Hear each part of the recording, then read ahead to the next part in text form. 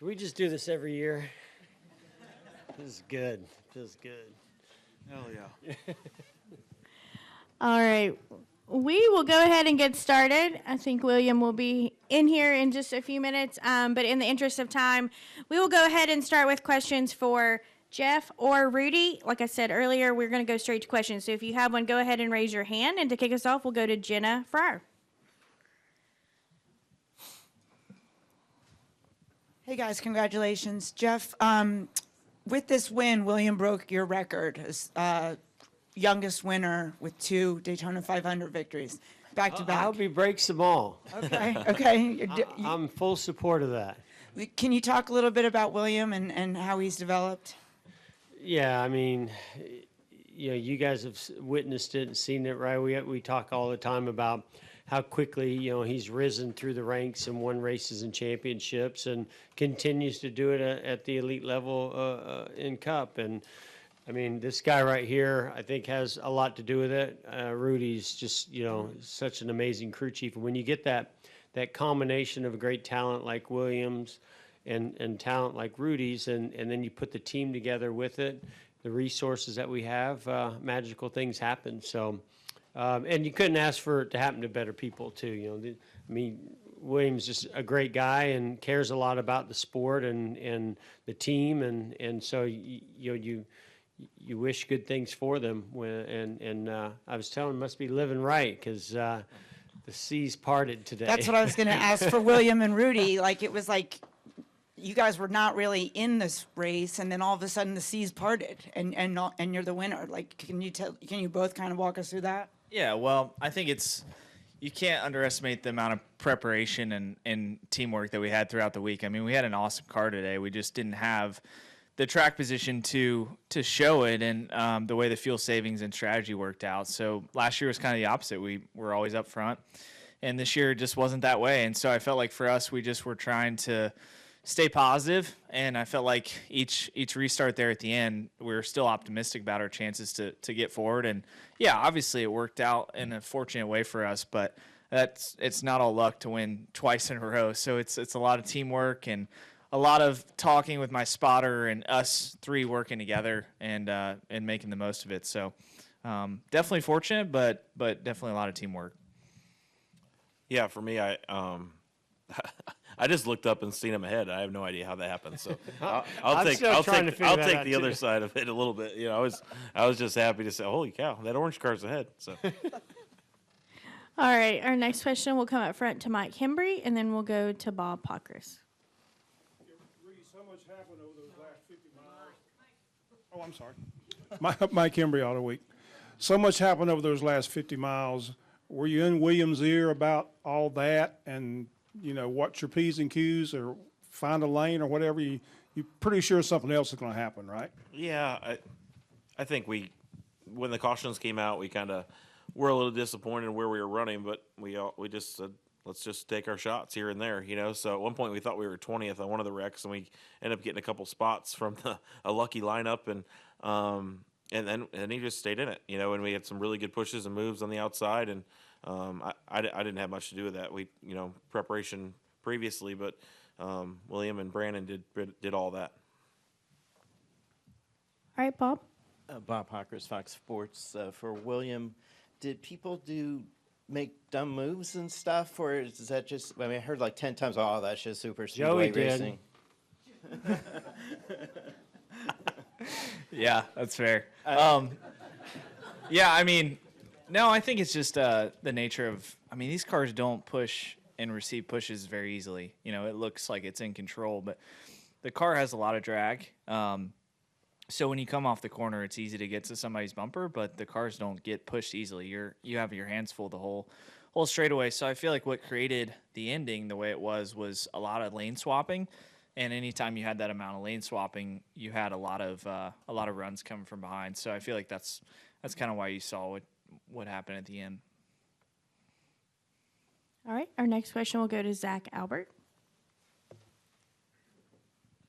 Zach Albert, NASCAR.com for William. What was it like to be reunited with the car you won with last year, and what's it like to send one back to across the way? Yeah, I'm kind of bummed. We lose probably a good car, so I'm bummed about that one. Probably bummed about that because last year's was backup car, but yeah, I mean it's really special. I think that I'm not much of a historian. I guess like I'm still in the midst of my career and just trying to continue to progress. But really special the ceremony that they have here and everything that we're able to be a part of, and I think it'll be just as special next year. And last year, I guess I was looking ahead really quickly about the rest of the season. I think this year I'll enjoy this race, and then we'll get down the road and get focused on the year. Speaking of historian, no one has won this race 3 years in a row. So for any of you guys, I mean, are you guys going to come loaded for bear 2026? Yeah, I mean, they gave me, like I said, they gave me everything I needed tonight. I kept getting more pissed off as the race went on because I wasn't taking advantage of it because my car was really good. But yeah, I'm sure they'll bring me a great car next year, and we'll try to go after it. All right, Holly.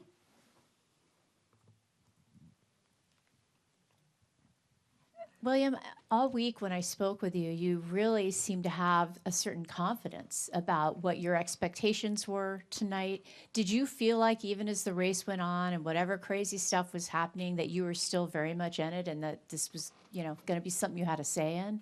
Yeah, I don't know. I just feel like our team we have a really good process. And I mean, if you look at our results at the end of last year, I just feel like this team is really experienced and capable of overcoming adversity. So, I mean, the way we ended last year and the consistency and I never feel like we're out of it. So it's just all week I felt like we were doing everything we needed to do to get to this point. The race didn't go like that, so I was kind of steaming inside the helmet. But I think that our team is plenty capable of just putting races like this together, and we're never out of it. That's what I want our team to be like, is experienced and tough. And I feel like, there's no race that we can't kind of overcome adversity. All right, we'll go Jacob Seelman, and then Stephen will go to you next, okay? Jacob Seelman, Race Face Digital, one for William and then one for Rudy. William, 2 years ago at this race, you hadn't experienced any of this yet. How do the emotions from this race, coming back here and winning it a second time, differ or compare to your first Daytona 500 a year ago? Yeah, I think we just kind of had confidence all week that we could, like I said, we could just overcome whatever was happening in the race. And I think that confidence showed tonight just with being able to put yourself in a good position. And yeah, last year I think I was a lot more skeptical of the race and kind of how it plays out. And for Rudy, you've done a lot of special things with this kid since you guys hooked up, going all the way back to the Truck Series. What is it about him that has made the relationship between the two of you so fruitful on the racetrack? And then also, for you personally, what does it mean now to have two of these Daytona 500s?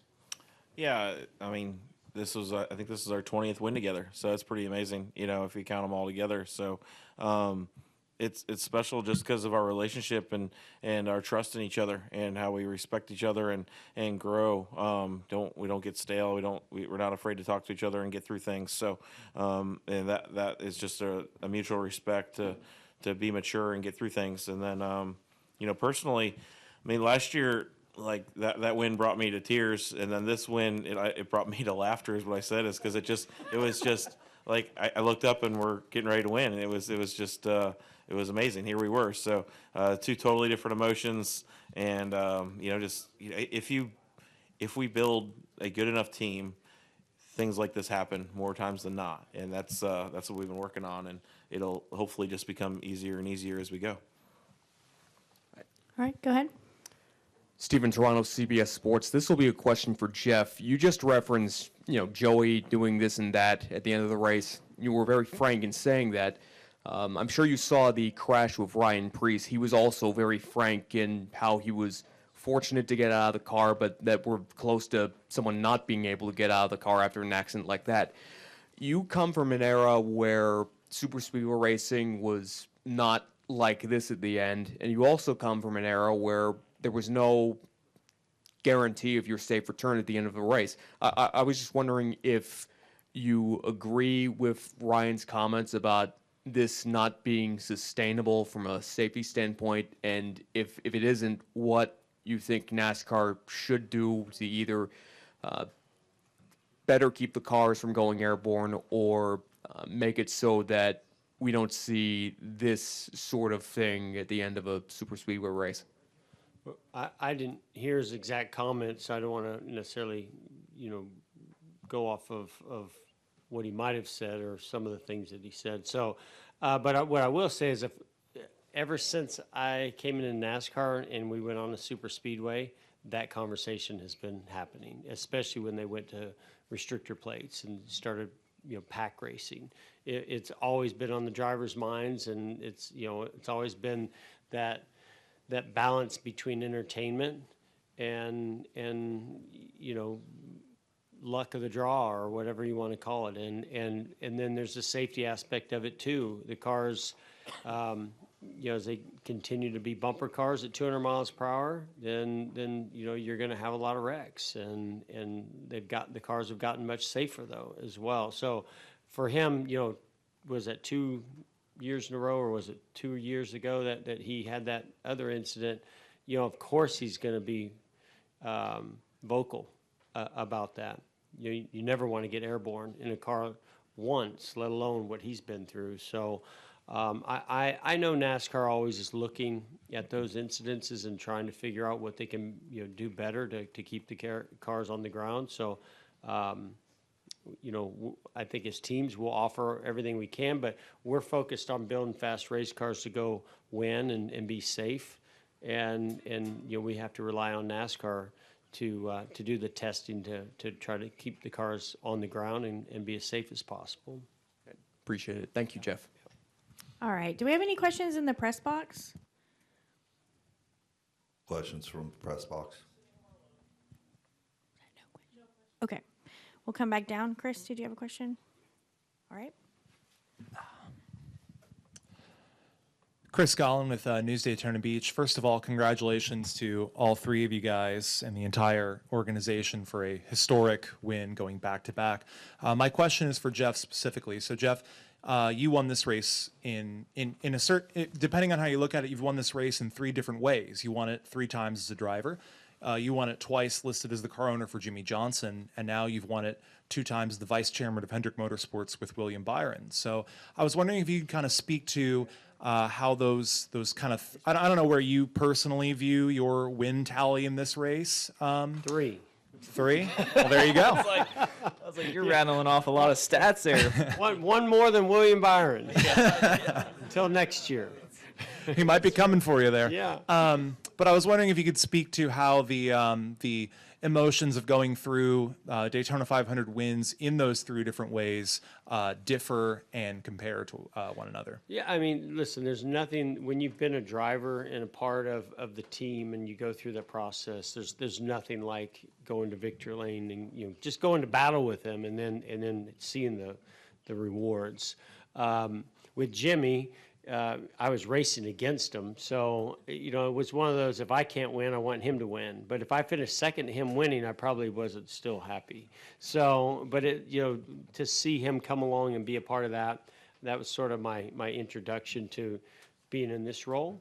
But now, because I'm not driving, I get to spend time in the shop, see these guys, hear what they're doing and planning, and the strategy and what kind of team that they're building and the things they're doing to get better each week and every year, and just get to know them personally. And that's what makes it rewarding for me is and Rick has always said, it's all about the people, right? And so when you get to know the people on a deeper level by knowing more than just the people that are right there on your race car, your race team, it makes these moments really special to be a part of. Now, today I was pretty shocked because you get the buildup and anticipation of, man, I think we're in position to win this thing. Let's, and you get tense because you want it for them and you want it for the organization. But today I wasn't like that at all. I was like, oh, well, darn, guess we're not going to get it this year. And then here we are. So it's kind of a wild ride. Congratulations, and if you're back again next year, I'm going to have a heck of a stat for you. All right, great. Can't wait. All right, we'll go to Davey and then Kelly. Go ahead, Davey. Davey Siegel with Sirius XM NASCAR Radio. Congrats, guys. For William and Rudy, Jeff was telling us in Victory Lane that William, he saw a very different preparation from you this week, just knowing that you could get it done, given what you did last year. So what did that look like for you? Like, could you sense something different within yourself? Your preparation was different? And then for Rudy, how did you see that manifest in him as well? Yeah, I mean, I think my week was just a lot more balanced, and I think that's just been a lot of really just work off the track too, just trying to figure out what works for me. And I think that we had a great week of prep, really. I think, honestly, just from our phone calls and conversations and the way we wanted to approach this week and this season has been really, really good. So we kind of got off, I did a lot of traveling in the off season, so I was probably a little bit more MIA than normal, but I feel like, we came back together the last couple weeks and got back into our rhythm and just excited for the season. So to answer your question about the week, I think it just flowed normally, and I was really excited to get down here. That was a different feeling. I feel like typically I've been kind of dreading this race somewhat, so that was exciting. Yeah, I mean, for me, I think it's the confidence is really in the whole team. It's really that everybody's be able to pull their weight and knows what to do and has the experience to do it. So being able to lean on each other instead of feeling like, he's got to be Superman or I got to do something special or Brandon Lyons got to do something special. We're all just pulling the weight, a little bit more evenly and feeling comfortable about it, So, and then, week of prep, I think the biggest thing is 10 days ago, we took Friday afternoon off when some people were working on their cars and we played golf. Yeah, As the whole team went out and played golf, we kind of called it a team outing. And then we qualified 21st on Wednesday, and I'm like, oh, I'm going to catch a rash of shit for this. So, that is so true. Now I'm over it. So Chad can't yell at me anymore. Yeah, we had a great golf outing for sure. This guy, he's a good teammate. Yep. No, don't. Well, we played best ball, so.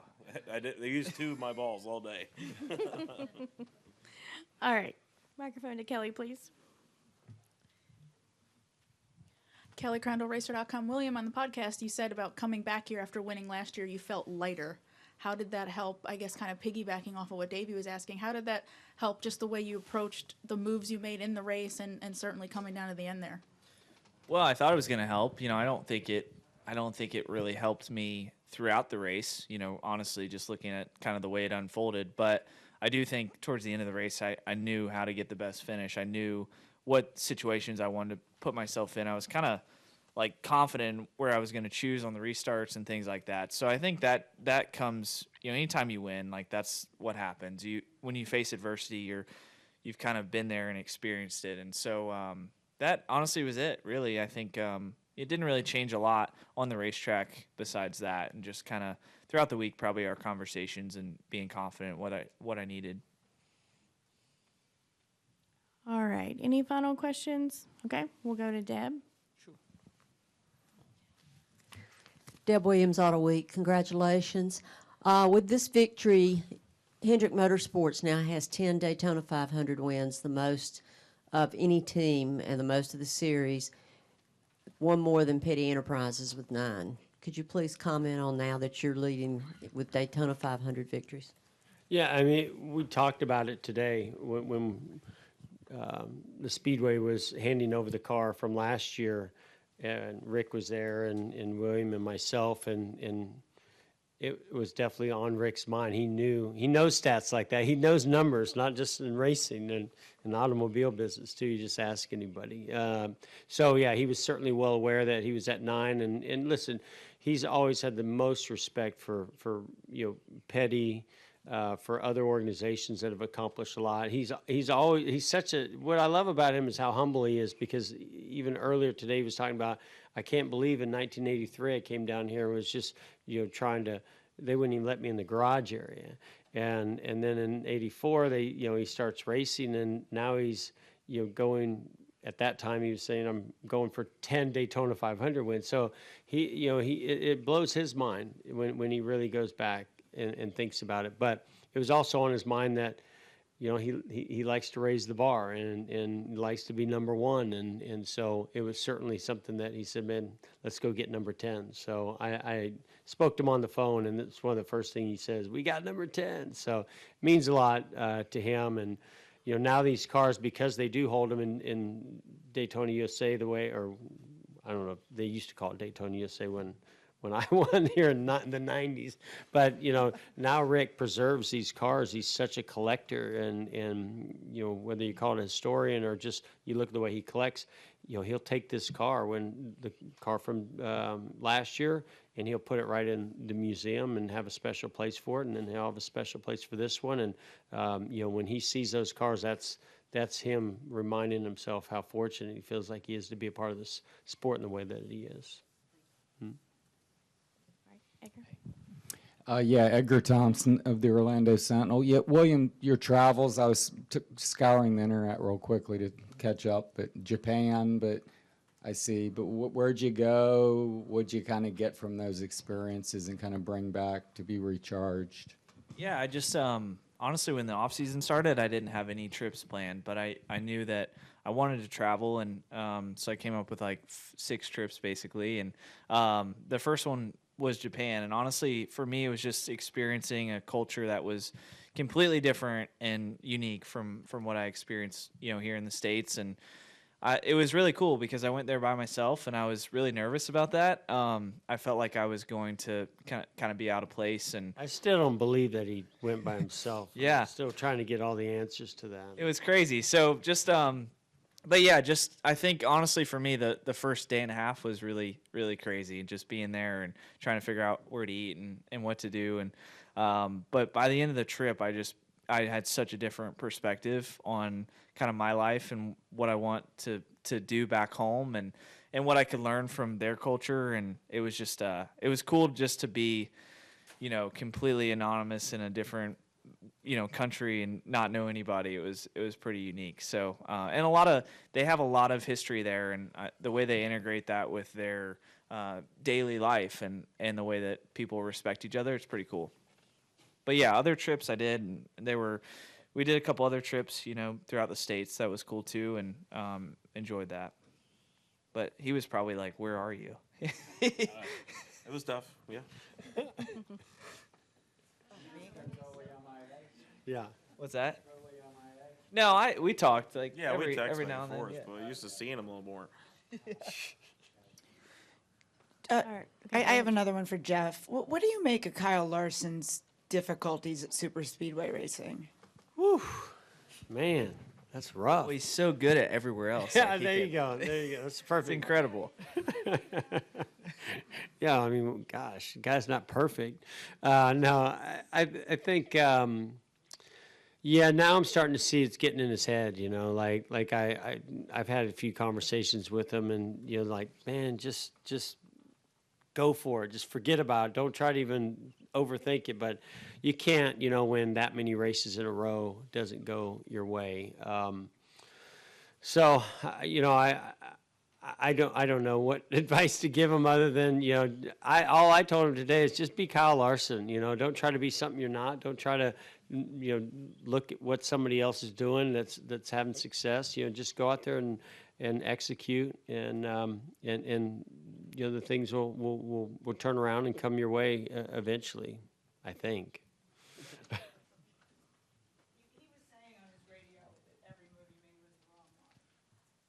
I noticed that.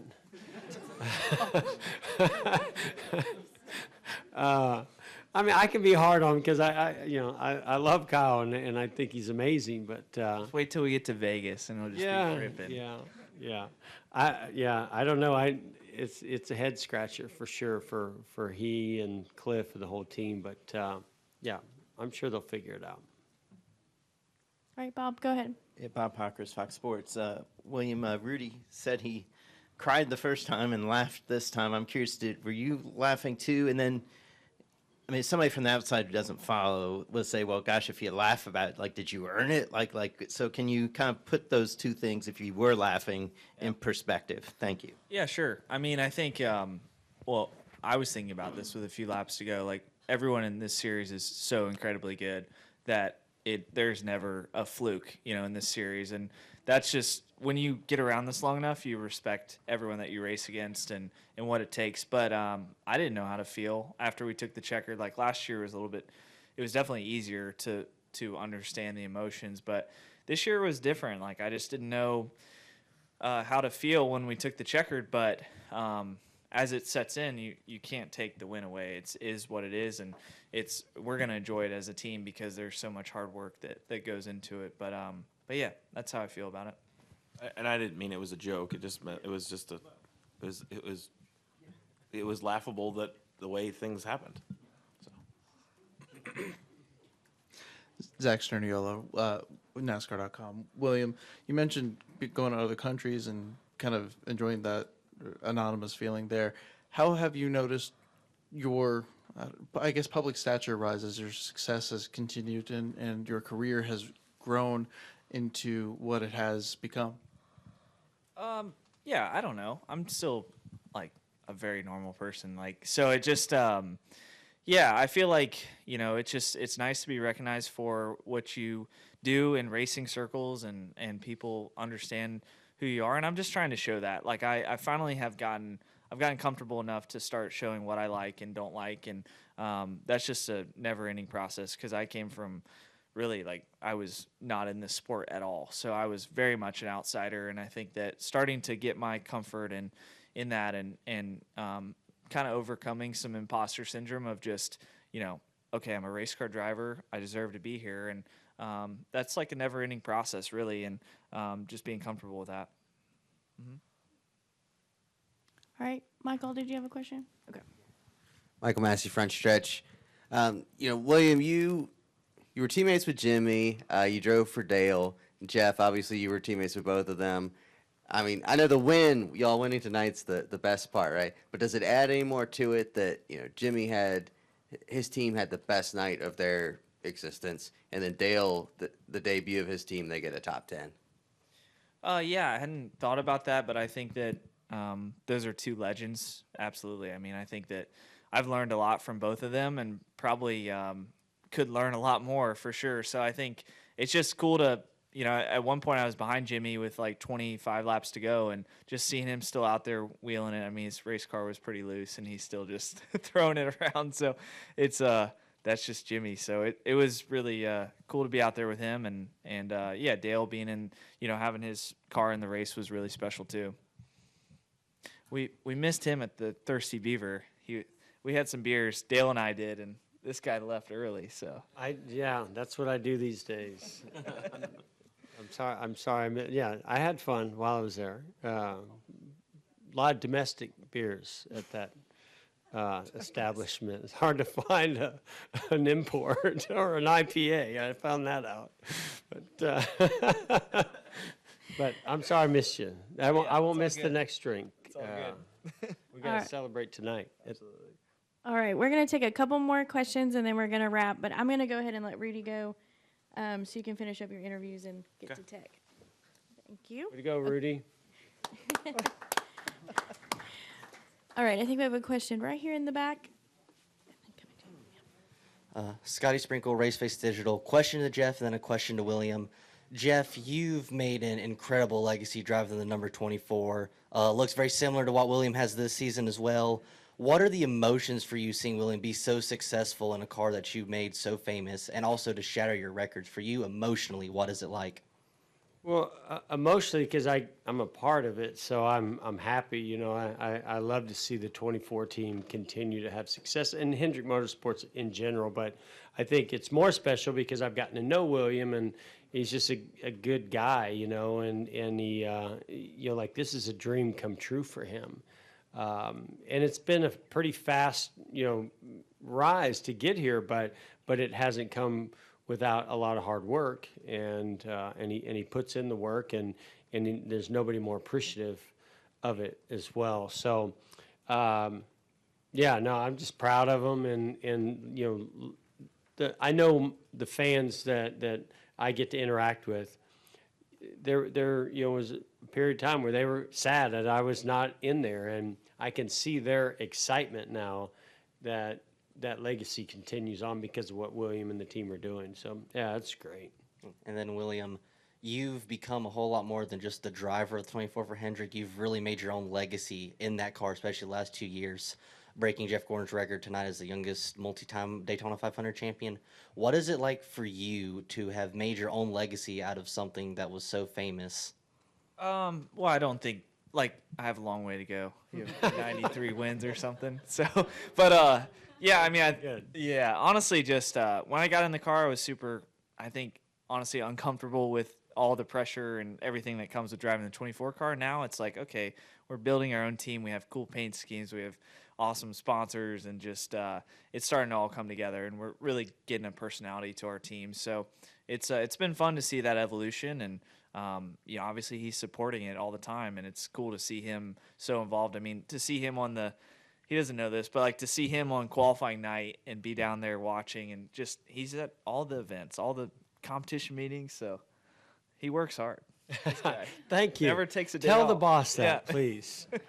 I just add one other thing is we went up to Philadelphia. You know, obviously when it was DuPont, it was, you know, my sponsor from the very beginning, and now being Exalta, and to see them embrace him, right? To see them, you know, just continue to just double down on the sponsorship and the B2B with Hendrick Automotive Group, and know that they've got a guy behind the wheel that's going to take them to victory lane and you know, win big races and race for championships. I know he's going to win championships in the future.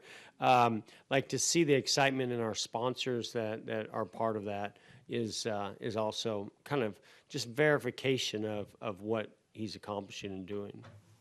Yeah. All right, a question in the back, and then we're going to come up front to Zach. Go ahead. Jessica Garcette, University of Florida. My question is for William.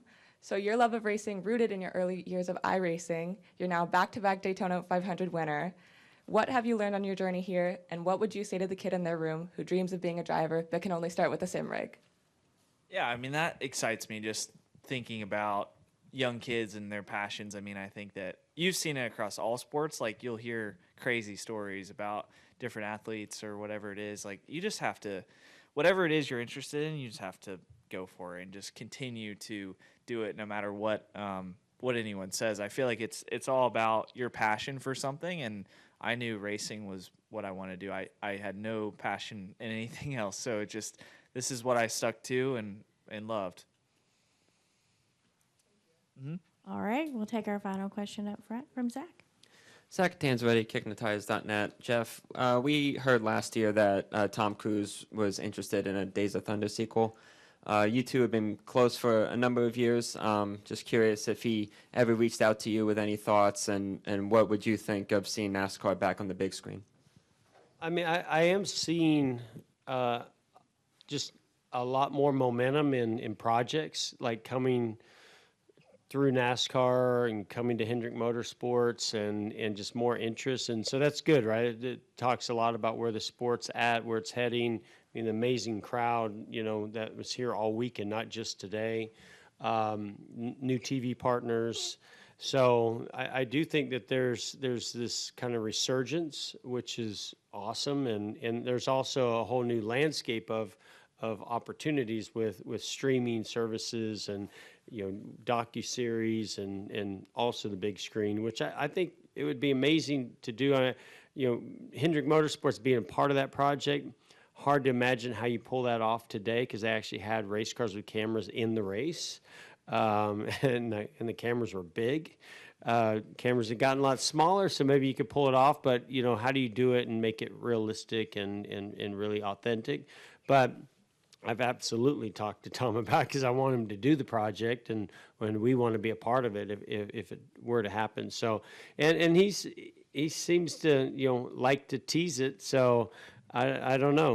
We'll see what happens, and if that doesn't happen, I feel pretty confident there's a project out there that will get NASCAR back on the big screen, if not just a really cool, you know, docuseries or something beyond even what we're already seeing right now. Yep. All right. Congratulations, guys. Thanks again Thank for you. spending time with us. starring William Byron. Yeah, Days of Thunder would be cool. That'd be pretty sweet, you know.